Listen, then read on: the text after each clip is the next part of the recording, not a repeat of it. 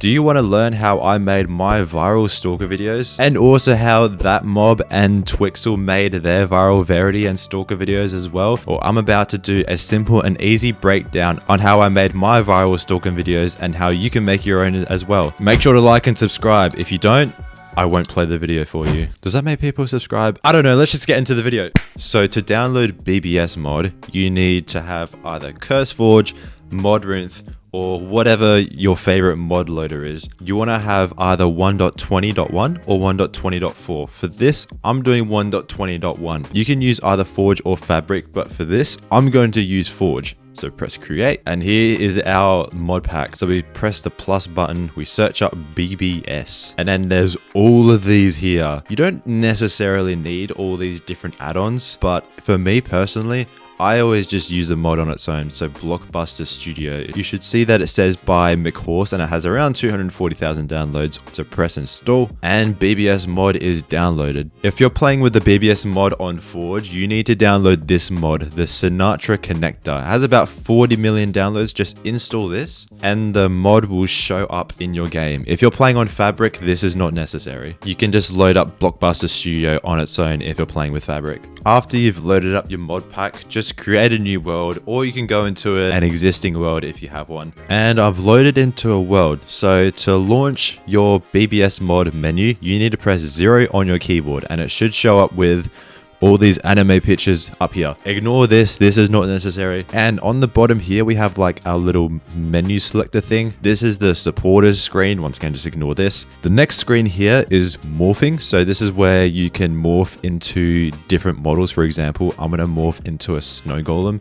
And now I'm a snow golem. Look at that. That's kind of cool. And then just click anywhere to demorph yourself. We also have these. So we have this flat thing. I know it doesn't look like much, but you can actually swap out this pink and blue grid out for a photo of your choice. Literally any photo on your PC. You can become text. If you want, you can become a block or a stick, but you guys are more concerned about the different custom models. So this is the custom model of Verity. I just pulled it from one of the Verity mods. If you want to know how I got a custom model just taken from one of the mod files, let me know in the comments below and I'll make it a separate video for that because it can be a bit confusing. Here is another example of a custom model. This is the Sarah mod, that big creature from I Heard It Too horror mod. If you want to morph into the Stalker, you press this button here. So you become one of these entities here. You press 0 again, you right click on it, you press edit, and then here at the top it says pick a texture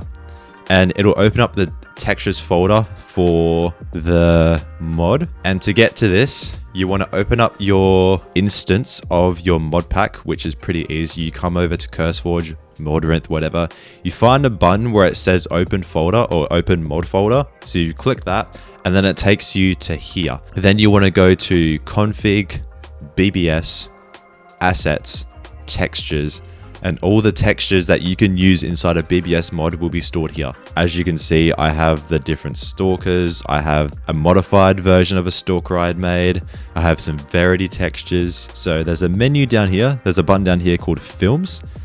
It's going to look empty. So here we have your films. You want to press your plus button here, type in a name. I'm going to call it Stalker.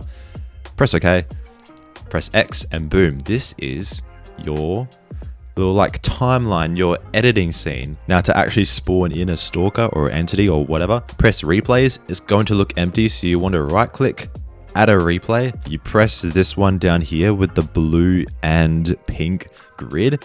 Click on that and then you're going to see this. So the pick button is you can swap out the model for whatever you like. We want to press edit and pick texture and we'll do the stalker general, make it bigger. Our stalker has now been added as a replay in here, so we can actually add it in. And this here is our preview window of the film. If you want to move around in here, there's a button that says toggle flight mode where you can move around. So you can use WASD to move around and then you hold your left click button so you can drag around and view. If you hold your right click button and move left to right, you can tilt your camera. And if you hold your middle mouse button, the scroll wheel, and move up and down, you can change your field of view. And if you scroll up and down, you can see that the speed goes up and down. What this does is when you fly around, it makes you go faster. So if my speed is set to 0.3, I move really slow. But if I set it to 7, I move really fast. So we've made our stalker. We can move around in here,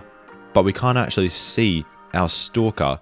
Well, for some reason, I just noticed that he's all the way down here. So on the right side here, we have all these buttons. This top right button up here with the 3 lines, that's our films. This one has your undo and redo history. This button here, toggle layout, so you can switch the menu to be on the top here, and you have all this room here for the timeline. Here is our camera editor. So this is where you can make adjustments to the camera, move it around. This is for if you want to export the camera's view as a video, and you can, you know, come into your timeline, right click, add a clip at cursor, and you can add all these different adjustments to your camera. I never really used any of these. I think the only one I may have used was audio, because you can add audio over the top and it plays in game. Other than that, I don't really add anything else. So we're not really concerned about the camera editor. We're really concerned about the replay editor here. This is where you can make all your adjustments to the stalker. And I know it looks a bit confusing, it is, but it's really simple. And there's only one out of all of these that we're really concerned about, and that is transform. So to make a keyframe, you hold the left control on your keyboard and it comes up with like a little highlighting thing here. You just press the left click button and it makes a keyframe. And here you can see all the properties. So we can see the position, the scale, a rotate, and a second rotate. So here X, you can move it around and moves left to right. We have Y, which moves up and down, and we have Z, which moves back and forth. So this is how you mainly move your stalker and make it do scary stuff.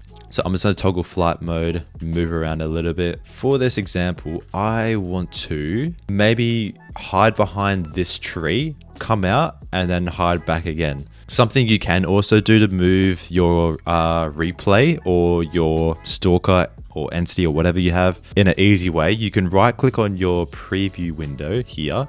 You can I want to move it behind this tree, so you can right click, move replay there, and it just moves there. Pretty simple. But now I'm going to make a few adjustments to the position, scale, and rotation just so I can get it to hide behind the tree.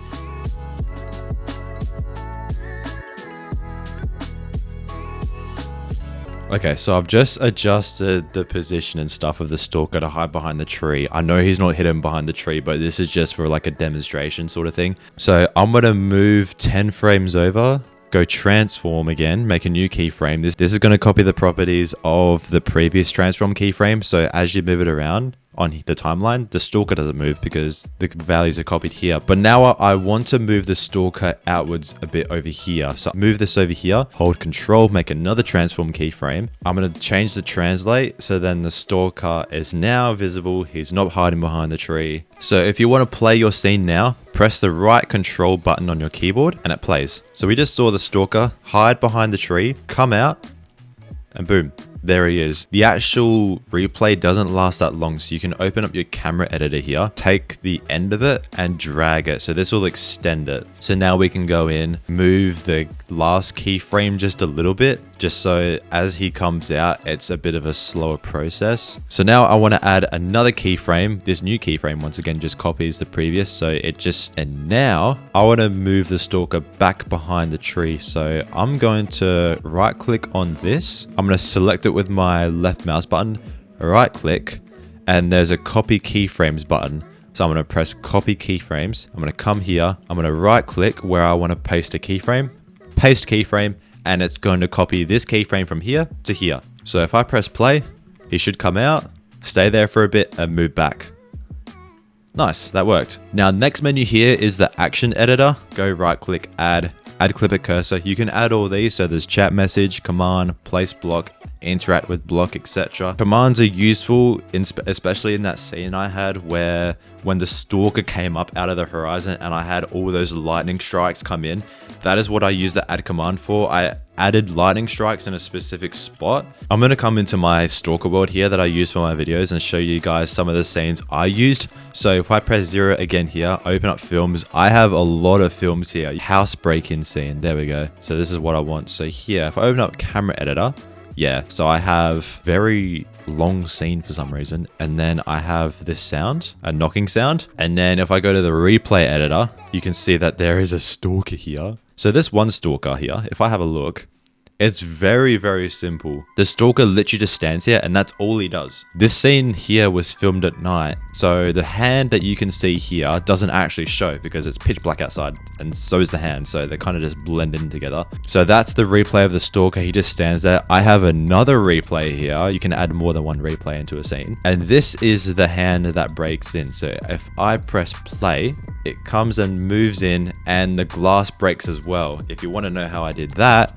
come to the action editor. So this action here, I have a add place block, which is where I set the glass just so it resets itself, I guess. And then on the next one, I have it so that same block breaks and sets it to air, as you can see here. So that's pretty much the whole scene. It was very simple. And then I probably added some other sound effects and stuff in editing. So if I press right control to play the scene, you can see the stalker spawns, door knocks, and the glass breaks. And that was pretty much it. All right, and now I'm going to show you guys the final scene in the first video where the stalker comes out the ground and chases me down.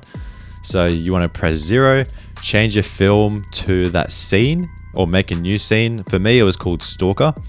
I'll come in, I'll play it for you guys first, and then I'll go into the replays and stuff. So press right control. You can see that I made it so it starts raining. He starts coming out of the ground. The tormentor is what they call it, I think. I called it Stalker because I didn't know. He comes out.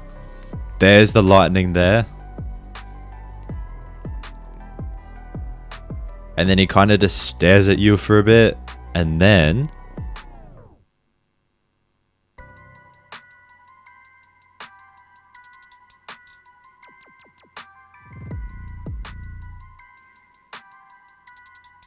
he moves towards you.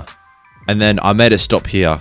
Yep, because I was probably like around here. And then I just ended the video, ended it on a cliffhanger. Now I'm going to go into it. So this is the replay. That was pretty much it. If I go to replay editor, this is where it gets a bit confusing. So this guy, I made him huge. As you can see here, I made him 50 blocks by 50 blocks tall. I made him huge for dramatic effect. And it clearly worked.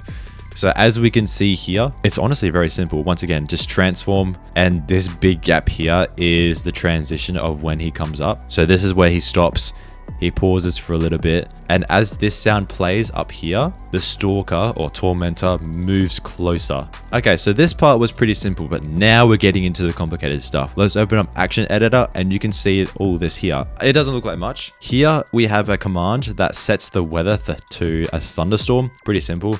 And then I have all these here. These are summon lightning bolt. And then I went around the map. I copied down coordinates of myself and just pasted them into the command. I was like, went to one location, /summon rainbow, put it down here, went to another location, /summon rainbow onto another one. And I did it over and over again until I had about 6 or 7 of those. 6 actually. And yeah, that is pretty much how I made my stalker videos. I don't know how long this video is going to be. Hopefully it won't be too long. This is only like a beginner tutorial, so I hope you enjoy this video. If you want to see more tutorials or other types of Minecraft content, let me know down below. I believe this is my first video on this channel, so show some love, show some support, like and subscribe, and I'll see you guys in the next video. See you later.